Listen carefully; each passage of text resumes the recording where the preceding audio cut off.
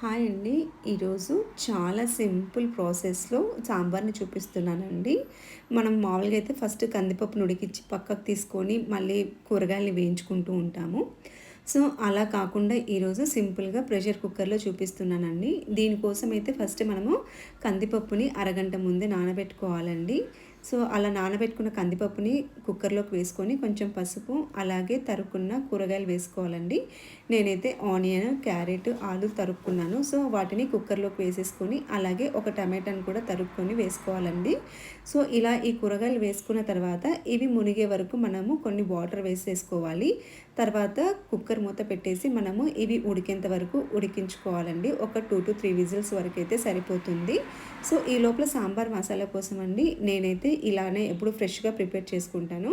So, దీంట్లోకి నేనైతే జీలకర్ర, సోంపు, మిరియాలు, మెంతులు, శనగపప్పు, మినపప్పు, ఎండుమిర్చి, 2 వెల్లిపాయలండి. అలాగే చెక్క, లవంగాలు కూడా వేశాను. దీంట్లోకి ధనియాలు, అలాగే కొంచెం కందిపప్పు కూడా వేసుకోవాలండి.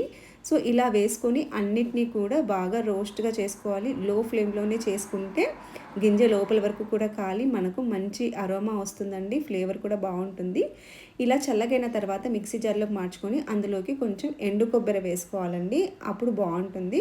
సో, ఇలా ప్రిపేర్ చేసుకున్న తర్వాత ఇప్పుడు కుక్కర్ ప్రెషర్ వచ్చేసి ఉంటుందండి. తీస్తే అన్నీ కూడా మంచిగా ఉడికిపోయి ఉంటుంది.